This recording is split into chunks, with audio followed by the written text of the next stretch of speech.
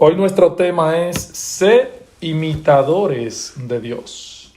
Sed imitadores de Dios. Una de las tensiones que enfrentamos los cristianos cada día es la de tratar de mantener los estándares de nuestra fe en medio de una sociedad cada vez más corrupta y permisiva.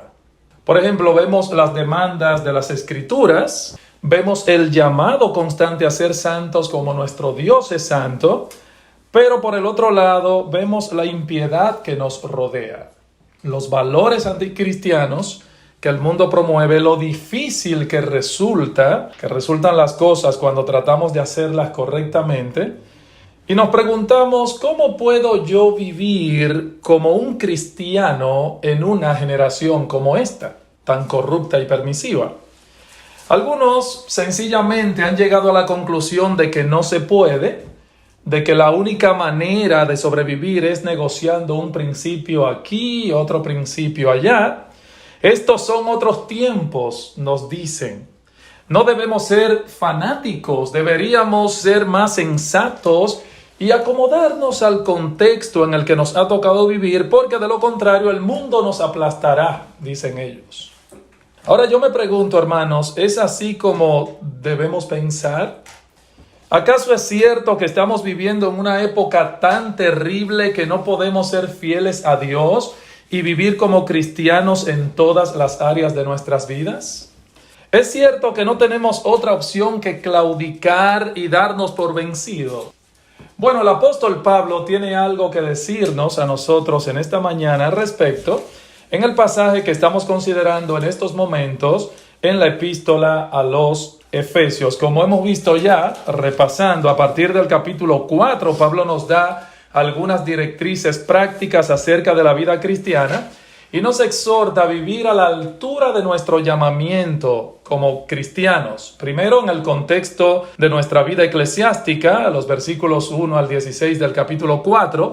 Luego en el contexto de nuestro diario vivir en el mundo, en el capítulo 4, verso 17 hasta el capítulo 5, versículo 21. Y finalmente en el contexto de nuestro hogar, en el seno familiar, en Efesios 5, 22 hasta el capítulo 6, versículo 9, donde llegaremos en algún momento. Ahora mismo, en estos momentos, nos encontramos considerando la vida del cristiano en el mundo. Y yo creo que si hay algo que es evidente al observar bien de cerca esta porción de la carta, es que la sociedad greco-romana en la que estos creyentes de Éfeso vivieron no era muy diferente a la que tú y yo estamos viviendo, o sea, respecto al pecado y a la depravación. En lo que respecta a eso, al pecado y a la depravación, esa sociedad greco-romana no era muy distinta a la que nos ha tocado vivir actualmente. Y sin embargo, ellos tenían la responsabilidad de ser santos, de no conformarse a los patrones del mundo, la misma responsabilidad que nosotros tenemos hoy, la misma, ni más ni menos. Los cristianos somos distintos, como ya hemos demostrado, esencialmente distintos de aquellos que no lo son, y debemos manifestar esa realidad en nuestro diario vivir, hermanos, independientemente de la maldad que nos rodee. Nosotros estamos llamados a marcar la diferencia, y eso es básicamente lo que Pablo plantea en toda esta sección que nosotros comenzamos a estudiar hace ya unos cuantos domingos atrás. No debemos andar como los otros gentiles, como los paganos que no conocen a Dios. Ellos andan, 4:17 de Efesios, en la vanidad de su mente, nosotros no. Ahora, ¿por qué no debemos vivir así? Bueno, porque nosotros somos cristianos. Somos seguidores de Cristo y no es ese el modo de vida que Cristo nos ha enseñado. Noten aquí el versículo 20 del capítulo 4, mas vosotros no habéis aprendido así a Cristo. O sea, no es ese el modo de vida que Cristo nos ha enseñado o que nosotros hemos aprendido de Cristo. He ahí el secreto, hermano, de nuestra fidelidad. El ser fieles a Dios no depende de que el mundo sea menos malo, sino del poder de Cristo en nosotros. De eso depende. Así que no importa cuánto haya aumentado y siga aumentando la maldad en el mundo, nosotros los cristianos seguimos teniendo el mismo estándar de santidad delante de nosotros y la misma gracia divina, hermanos, para poder alcanzar ese estándar. Ahora, usted me preguntará en esta mañana, y pastor, ¿cuál es ese estándar? Bueno, vamos a leer nuestro texto que vamos a estudiar hoy, solamente 2 versículos, Efesios capítulo 5. Vamos a leer lo que dice Efesios 5, 1 al 2, para ver cuál es ese estándar. Dice, sed pues imitadores de Dios como hijos amados, y andad en amor como también Cristo nos amó, y se entregó a sí mismo por nosotros, ofrenda y sacrificio a Dios en olor fragante. Lo primero que vamos a ver en esta mañana, basado en estos breves versículos, es el estándar de santidad que Pablo pone delante de nosotros en este pasaje. El estándar de santidad que Pablo pone delante de nosotros en el texto. Pregunta, ¿qué se requiere de nosotros como cristianos? Simple y llanamente que seamos imitadores de Dios. ¿Qué dice el versículo 1? Sed pues imitadores de Dios. Así de sencillo. Esta palabra que se traduce aquí como imitar es la palabra griega mimetai, de donde viene nuestra palabra en español mímica. Quizás todos nosotros alguna vez hemos hecho mímica, ¿verdad? Tratamos de copiar los gestos de una persona, su forma de caminar, de hablar, de gesticular. Yo creo que todos nosotros alguna vez hemos hecho mímica. O sea que sabemos lo que es mímica. Lo que Pablo nos está diciendo en el texto es que los creyentes deben imitar a Dios, deben tratar de copiar a Dios. Esa es la norma. Eso significa, hermanos, que si somos cristianos, verdaderos discípulos de Cristo, eso es lo que realmente Dios pide de ti y de mí. Si somos verdaderos discípulos de Cristo. Lo que Dios pide de nosotros es que le imitemos, así de sencillo como se oye. Esa es la norma que aparece en la Escritura una y otra vez. Por ejemplo, en Mateo 5, 43 al 48, vamos a ver lo que dice nuestro Señor Jesucristo. Dice, ¿oísteis que fue dicho?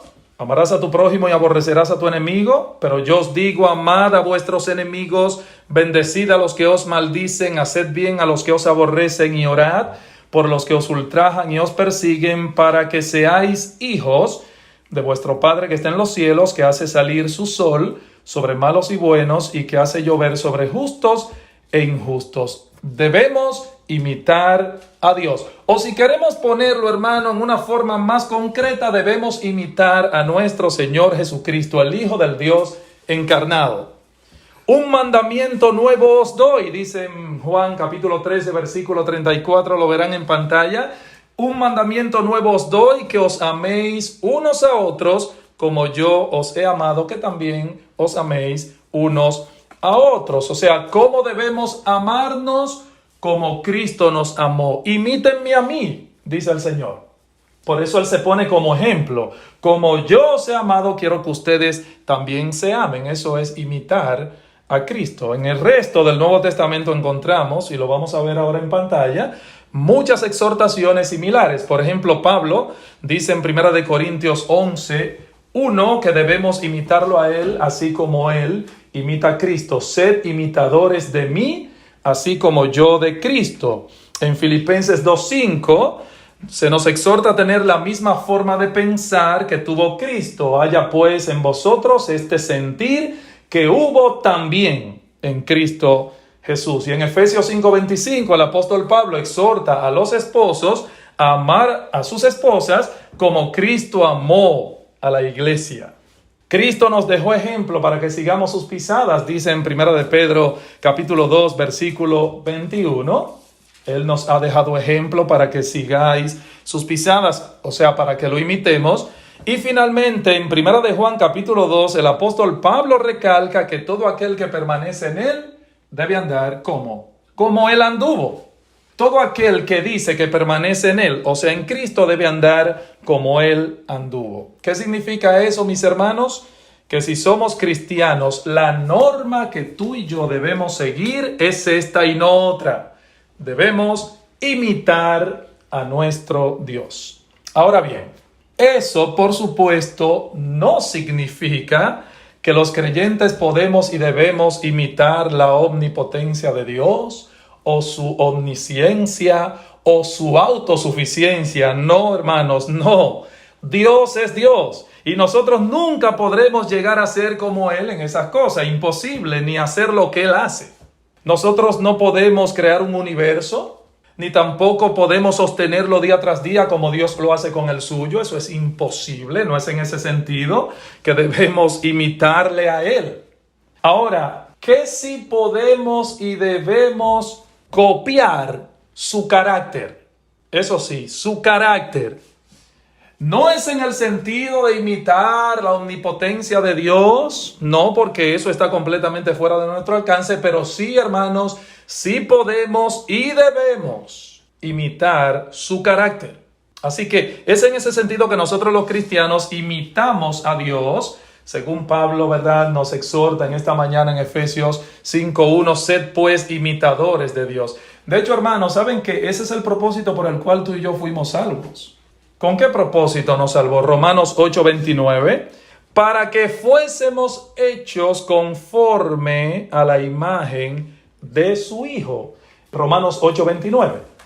Dice, nos predestinó, nos llamó, nos justificó, nos santificó. ¿Para qué? Ahí el propósito. Para que fuésemos hechos conforme a la imagen de su Hijo. El apóstol Pedro, interesante, nos dice lo siguiente en su primera carta, capítulo 1, verso 14 al 16. Dice, como hijos obedientes, no os conforméis a los deseos que antes teníais, estando en vuestra ignorancia, sino como aquel que os llamó es santo, sed también vosotros santos en toda vuestra manera de vivir, porque escrito está, sed santos, porque yo soy santo.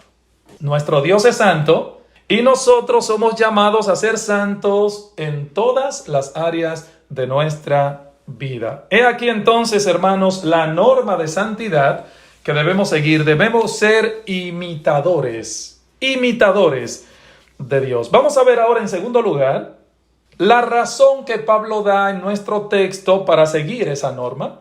Ya vimos cuál es la norma. Debemos imitar a Dios. ¿Imitar qué cosa? Su carácter. Ahora, ¿cuál es la razón, Pablo, que tú nos das en el pasaje para seguir esa norma que nos estás dando? Versículo 1. Sed pues imitadores de Dios como hijos amados. ¿Por qué los cristianos deben o debemos imitar a Dios? Porque somos sus hijos y los hijos se parecen a sus padres. Esa es la razón. Somos sus hijos y los hijos imitan a sus padres. Hermanos, todos sabemos aquí la gran influencia, para bien o para mal, que los padres ejercen sobre sus hijos. Lo quieran o no, para bien o para mal. Y lo cierto es que en una forma muy natural, todos nosotros tendemos a imitar a nuestros padres. Nosotros los creyentes somos hijos de Dios. Hemos sido regenerados, hemos sido adoptados por Él. Dios obró en nosotros un cambio muy profundo en nuestro ser. Ahora nosotros vamos siendo transformados continuamente a su imagen. Ahora, ¿cuál es esa meta que Dios quiere lograr con nosotros al habernos transformado y al habernos salvado? Bueno, la meta que Él quiere lograr en ese sentido es que nos parezcamos en todo a nuestro Señor Jesucristo. Esa es la meta. Así que una y otra vez la Escritura vuelve sobre el mismo punto, hermano. Vamos a caer ahí siempre. Si realmente somos hijos de Dios, estamos envueltos en un proceso de transformación constante, día a día, día tras día. Y la meta de ese proceso es que cada día tú y yo nos parezcamos más a Él y cada vez menos al estilo de vida que seguíamos cuando no éramos creyentes. ¿Ok? Que nos parezcamos cada vez más a Cristo y cada vez que nos vayamos pareciendo mucho menos al estilo de vida que vivíamos antes de ser creyentes. Ahora, hay algo más que Pablo dice en nuestro texto y que no debemos pasar por alto. No solamente somos hijos de Dios, noten, sino que somos sus hijos amados. Y hermanos, créanme, esto pone mayor peso a la exhortación. Hay un mayor compromiso todavía. Eso añade peso a esta exhortación. No solamente es que simplemente somos los hijos de Dios, sino que somos sus hijos amados. El hijo que es amado tiene más razón para querer imitar a sus padres, ¿sí o no? Tiene más razón. Y nosotros somos, según este texto, los hijos amados de Dios. Él es amor, dice la Escritura, eso lo sabemos, y nosotros somos el objeto primario de su amor. Ahora, hermano, yo me pregunto, ¿es posible que alguien sea un hijo de Dios, tenga comunión cercana con Él y aún así sea indiferente o carente de bondad, de compasión, de ternura y de misericordia? Bueno, la Biblia contesta con un rotundo no, no es posible. No es posible tener cercanía con ese Dios, no es posible tener comunión cercana con Dios, o que alguien diga que es hijo de Dios y que carezca al mismo tiempo de bondad, de misericordia, de compasión y que sea indiferente. Eso la Biblia no reconoce, ese monstruo. Ese es el argumento del Señor en el texto del Sermón del Monte que cité hace un momento. Mateo 5. Amad a vuestros enemigos, bendecid a los que os maldicen, haced bien a los que os aborrecen, orad por los que os ultrajan y os persiguen, para que seáis hijos de vuestro Padre que está en los cielos. Miren el propósito de por qué debemos ser así. Para que seáis hijos de vuestro Padre que está en los cielos, que hace salir su sol sobre malos y buenos, sin excepción, y que hace llover sobre justos e injustos. ¿Es ese Dios tu Padre? Entonces imítale en esto. Debes imitarle en esto. Ama a los que te odian, haz bien a los que te aborrecen, ora por aquellos que te persiguen y ultrajan, porque eso es lo que tu Padre hace constantemente. Hace salir su sol todos los días y cuando es tiempo de lluvia hace llover, no importa que sea un ateazo. Dios hace llover sobre la tierra de ese ateo, hace salir su sol que es de él sobre el territorio de ese ateo también, que lo aborrece a él. ¿Es ese Dios tu Padre? Dice Cristo. Bueno, debes imitarle en esto. El punto es, hermanos, que si Dios nos ha amado así, dice Juan en su primera carta, capítulo 4, versículo 11, si Dios nos ha amado así, debemos también nosotros amarnos unos a otros. Primera de Juan 4, 11. Y eso nos lleva de la mano, en tercer lugar, a la dirección específica que contiene nuestro texto. Otra vez, Efesios 5, ahora versículo 2. La dirección específica que contiene nuestro texto. ¿Cómo debemos imitar a Dios? Esa es la pregunta. Bueno, ya lo vimos, copiando su carácter, ¿verdad? Pero de manera particular, Pablo nos va a decir ahora que debemos imitar su amor. Versículo 2 dice, y andad en amor, como también Cristo nos amó y se entregó a sí mismo por nosotros, ofrenda y sacrificio a Dios en olor fragante. La palabra andar, que aparece ahí, por eso la subrayé, andad, andar, esa palabra se encuentra en tiempo presente indicando un hábito de vida continuo, hermanos. No es andar solamente el domingo, cuando venimos a la iglesia o cuando es el día del Señor. Bueno, así yo ando como un cristiano. Tengo el estilo de vida el domingo, el lunes. No. La palabra andar que aparece aquí, hermano, como Dios inspiró a Pablo, el Espíritu Santo inspiró a Pablo, la traducción griega aquí se encuentra en tiempo presente indicando un hábito de vida continuo. Esa es la norma y la forma como Dios espera que nosotros nos comportemos en todo tiempo y toda circunstancia. El amor debe ser el principio que nos rige y nos gobierne. El amor. De hecho, Pablo dice en 1 Corintios 16, 14, que todas nuestras cosas deben ser hechas con amor. Todas nuestras cosas deben ser hechas con amor. Y en Colosenses 3, 14, Pablo nos dice que el amor es el vínculo perfecto. El vínculo perfecto. Y sobre todas estas cosas, vestidos de amor, que es el vínculo perfecto. O sea, si hay algo que debe caracterizar a un cristiano por encima de todas las cosas, es el amor. Es el amor. Juan 13:35, que dice Jesús: en esto conocerán todos que sois mis discípulos, si tuviereis una buena teología, o si tuviereis un gran conocimiento bíblico.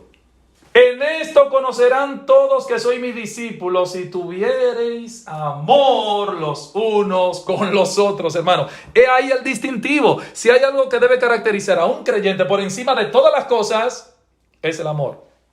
Ese amor no es, obviamente, una mera emoción pasajera, ni un mero sentimiento. No.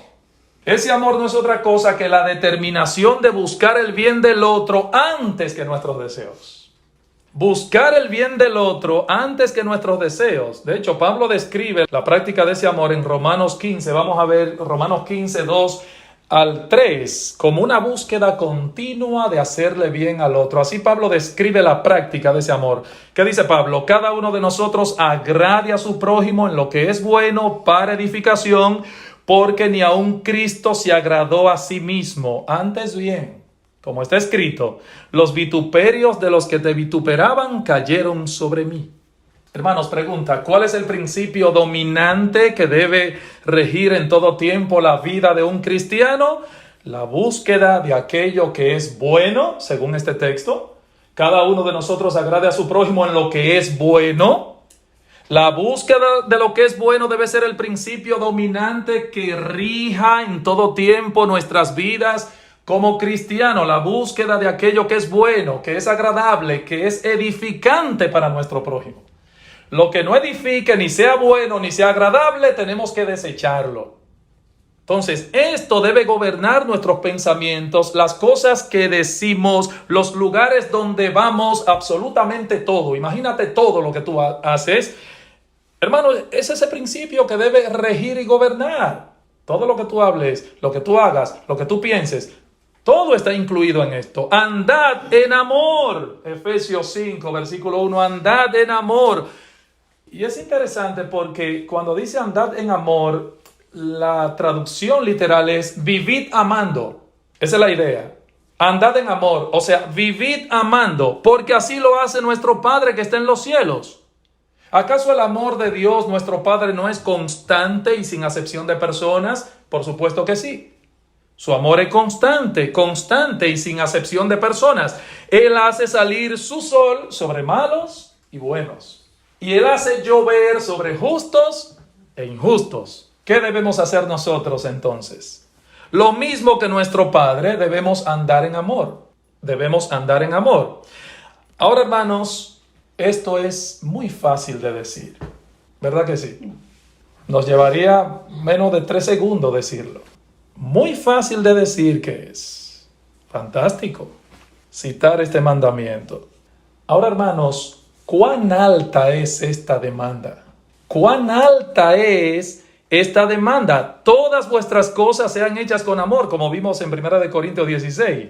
Todas vuestras cosas sean hechas con amor.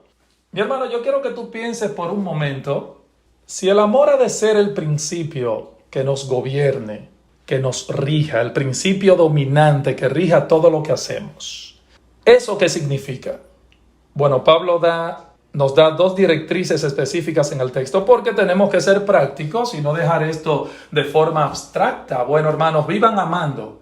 No, hay que explicar cómo es, cómo funciona esto en la práctica.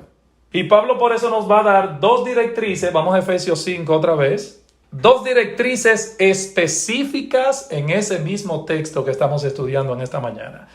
En primer lugar, ¿qué significa el hecho de que el amor debe ser el principio dominante que rija todo cuanto hacemos? ¿Qué significa esto? Bueno, en primer lugar, significa perdonar a los que nos ofenden. Significa, en primer lugar, y esa es la primera directriz que Pablo va a dar, significa perdonar a los que nos ofenden. A propósito, noten que en el versículo 1, y lo puse ahí, el versículo comienza con un pues. Noten que el texto dice, sed pues. O sea, sed por consiguiente, sed por lo tanto imitadores de Dios. Y Pablo conecta esto que va a decir con lo que ha dicho anteriormente. Y yo me pregunto, antes de Pablo decir lo que dijo en el 5.1 que estamos estudiando hoy, ¿qué había dicho antes? ¿Cuál fue el último versículo? ¿De qué trató? Bueno, vean el versículo 32 del capítulo 4. Antes sed benignos unos con otros, misericordiosos, perdonándoos unos a otros, como Dios también os perdonó a vosotros en Cristo. 5:1. Sed pues imitadores de Dios. ¿Qué significa imitar a Dios? Perdonar a los que nos ofenden. Ese es el contexto. Y ahí terminamos la semana pasada. Antes sed benignos unos con otros, misericordiosos, perdonándoos unos a otros como Dios, ese Dios a quien debemos imitar, capítulo 5, versículo 1, también nos perdonó a nosotros en Cristo. ¿En qué vamos a imitar a Dios? En el perdón. Eso es lo que Pablo está diciendo aquí. Sed pues imitadores de Dios, y para que no quede de una forma abstracta, en el perdón vamos a imitar a Dios. ¿Por qué? Bueno, hermanos, porque el perdón es la evidencia suprema del amor de Dios. ¿Lo sabían? El perdón es la evidencia suprema de su amor, del amor de Dios. Dios hizo todo lo que hizo para salvarnos. ¿Saben por qué? Porque Él nos amó y nos sigue amando. ¿No es así? ¿Por qué Dios hizo lo que hizo? Porque Él nos amó. Entonces, si vamos a ser imitadores de su amor, debemos tener la misma determinación a perdonar. A perdonar. ¿Sabes de qué tamaño es tu amor? ¿De qué tamaño es tu amor? Bueno, del mismo tamaño de tu capacidad de perdón. Si tú quieres medir las dimensiones de tu amor, de la forma como tú amas, entonces será del mismo tamaño de tu capacidad de perdón. La extensión de nuestro amor es la extensión de nuestra habilidad para perdonar a otros. Así de sencillo. Por eso el que no perdona, no ama. Y el que no ama, dice Primera de Juan, en su primera carta, no ha conocido a Dios. ¿Por qué? Porque Dios es amor. Primera de Juan 4:8. El que no perdona, no ama. Y el que no ama, no ha conocido a Dios, porque Dios es amor. ¿Qué significa andar en amor? Significa entonces mantener una disposición constante de perdón a todo el que te hiere, te difama, te traiciona, te persigue o te hace cualquier otro tipo de mal, no importa. Porque bastante males hiciste tú en la presencia de Dios y Dios te perdonó de pura gracia y te lavó de todos tus pecados.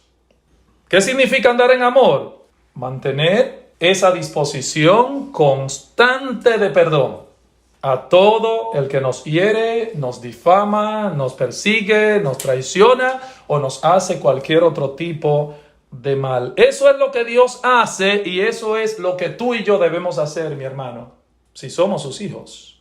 Voy a citar aquí lo que dice un autor. Él dice, un cristiano que no perdona es una contradicción de términos. Cuando usted ve a alguien que profesa ser cristiano y que obstinadamente se niega a dejar un resentimiento, hay buenas razones para poner en duda que la fe de esa persona sea genuina. Termina la cita. Ahora, hermanos, eso no significa que para los cristianos sea fácil perdonar. ¿Ok? Eso no quiere decir que para nosotros los cristianos sea una papita perdonar al que nos ha difamado, perseguido, al que nos ha hecho cualquier clase de mal. No es fácil perdonar, no lo es. Esto es algo que se opone a la inclinación natural de nuestros perversos corazones y es algo que se opone a nuestro orgullo. Ahora, ¿esto qué sí significa? Aunque no signifique que sea fácil para un cristiano, por el hecho de ser cristiano, perdonar. Esto sí significa que si tú eres un cristiano genuino, Dios te ha dado a ti la capacidad de perdonar y ha iluminado tu entendimiento. ¿Sabes para qué? Para que tú tomes este asunto en serio del perdón. Pero hay otra cosa que implica andar en amor. No solamente perdonar las ofensas de los demás. Andar en amor, en segundo lugar, dice Pablo, significaría sacrificarnos por los demás. Otra vez Efesios 5:2, nuestro texto, y andad en amor como también Cristo nos amó y se entregó a sí mismo por nosotros, ofrenda y sacrificio a Dios en olor fragante. Esa es la segunda directriz específica que Pablo da en el pasaje de lo que significa andar en amor. Él dice aquí que Cristo nos amó y se entregó a sí mismo por nosotros. ofrenda y sacrificio a Dios en olor fragante. ¿Qué hizo Cristo por amor a nosotros, hermanos? Se entregó a sí mismo como ofrenda y sacrificio. La primera palabra indica que la entrega fue voluntaria. Él ofreció su vida. Eso por un lado. Y la segunda palabra nos revela lo que hizo. Se sacrificó. Él primero ofreció su vida, o sea que se trató de una entrega voluntaria. Y segundo, se sacrificó. Él hizo algo. Se sacrificó, como aquellos sacrificios que eran quemados completamente en el altar. Y por eso que Pablo dice aquí, como una ofrenda y sacrificio a Dios en olor fragante, aludiendo a esos sacrificios antiguos testamentarios que eran quemados completamente en el altar. O sea que Cristo fue realmente, hermanos, realmente Cristo fue consumido en la cruz del Calvario, por amor de nosotros. Y cuando Él recibió en lugar nuestro todo el peso de la justa ira de Dios que merecían nuestros pecados, hermanos, lo hizo de una forma voluntaria y sabía lo que estaba haciendo. Él murió en nuestro lugar. Él sufrió nuestros dolores, dice Isaías 53. Vamos a ver los versículos 5 al 6. Dice, mas Él herido fue por nuestras rebeliones, molido por nuestros pecados. Esa palabra molido significa literalmente en hebreo partido en pedacitos. Partido. Cristo fue herido por nuestras rebeliones, dice Isaías aquí, molido por nuestros pecados, partido en pedacitos por nuestro pecado. El castigo de nuestra paz fue sobre Él y por su llaga fuimos nosotros curados. Aunque todos nosotros nos descarriamos como ovejas, cada cual hizo lo que le dio su gana, se apartó por su camino, mas Jehová cargó en Él el pecado de todos nosotros. Se entregó e hizo algo, se sacrificó. Cristo fue consumido por eso, hermano, en la cruz del Calvario. Eso hizo Cristo por amor a ti, por amor a mí. ¿Y qué nos dice Pablo? ¿Qué debemos hacer nosotros ahora? Amar como Él nos amó. Amar como Él nos amó. Dice Jesús, un mandamiento nuevo os doy, que os améis unos a otros como yo os he amado. Como yo os he amado. El mandamiento del amor no era nuevo. Porque algunos dicen, pero ¿por qué Cristo dice que un mandamiento doy? Si en el Antiguo Testamento ya decía, amarás a tu prójimo como a ti mismo. Bueno, el mandamiento de amar no es nuevo.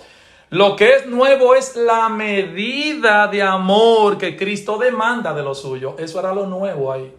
Así que lo nuevo aquí es más bien la medida de amor que Cristo demanda de nosotros, de los suyos. O sea, amen como yo los he amado, al punto de dar mi vida por ustedes. Y el apóstol Juan nos dice en un tono similar, el famoso pasaje que hasta el gato se sabe, Juan 3:16, porque de tal manera amó Dios al mundo que ha dado a su Hijo unigénito, para que todo aquel que en él cree no se pierda, mas tenga vida eterna. El verdadero amor no se demuestra con palabras solamente, sino a través de hechos concretos. Hechos concretos. Cristo nos amó y se entregó. O sea, Él hizo algo, Él no se quedó en mera teoría, Él se entregó. Por nosotros fue a la cruz y por nosotros dio su vida. Y eso es lo que Él espera de ti, eso es lo que Él espera de mí, que amemos a nuestros hermanos con un amor sacrificial. Y ahí no llega todo el mundo. Un amor sacrificial. El amor nos llevará muchas veces a sacrificar nuestros bienes, nuestro tiempo, nuestros deseos, que es lo que muchos de nosotros no estamos dispuestos a sacrificar, ni mi tiempo, ni mis bienes, ni mis deseos. Que nadie se meta con... No. El amor nos va a llevar muchas veces a sacrificar esas cosas por amor de otros. Y el que no esté dispuesto a sacrificar lo suyo por el bien de otros, no ha entendido todavía la esencia del Evangelio de Jesucristo. No lo ha entendido. Porque eso es el Evangelio, hermano, lo que estamos enseñando en esta mañana. Eso es el Evangelio práctico. Hermano, yo quisiera que ahora, para finalizar, nosotros nos detengamos por un momento y pensemos en las implicaciones de las cosas que hemos visto en la mañana de hoy. Las implicaciones de lo que hemos escuchado en este estudio, que meditemos en la enseñanza de este texto, haciéndonos algunas preguntas. ¿Estamos nosotros conscientes y realmente tratando de imitar el carácter de Dios y sobre todo en imitar su amor? ¿Estamos conscientes de eso? Pablo nos dice que todas nuestras cosas deben ser hechas con amor. 1 Corintios 16. ¿Está el amor allí controlando lo que tú piensas, lo que dices, lo que haces? ¿Qué es lo que controla lo que pensamos, lo que hacemos, lo que decimos? Si no es el amor, es otra cosa. Y si es otra cosa, hermano, no estamos andando bien. No estamos bien. ¿Cuántos hermanos de la iglesia se beneficiaron, por ejemplo, esta semana de tu amor? ¿A cuántos le mostraste tu preocupación a través de una nota de consuelo, de tu oración intercesora, por medio de algún tipo de ayuda, incluso a través de una amonestación a tiempo? ¿A cuántos hermanos tú edificaste esta semana que ya pasó? Cuando las personas del mundo nos ven actuar, cuando nos oyen hablar, pueden notar que somos distintos. O sea, la gente que no conoce a Dios. ¿Perciben ellos en nosotros la bondad, la compasión y la misericordia de Dios? Cuando vienen visitas aquí, hermano, a nuestros cultos, ¿perciben ellos nuestro amor? ¿Se sienten bienvenidos a este lugar? ¿Acogidos? ¿Qué tú estás haciendo al respecto? ¿Qué tú estás haciendo al respecto? Cuando aquí invitamos a alguien y llega, ¿esa persona se siente bienvenida?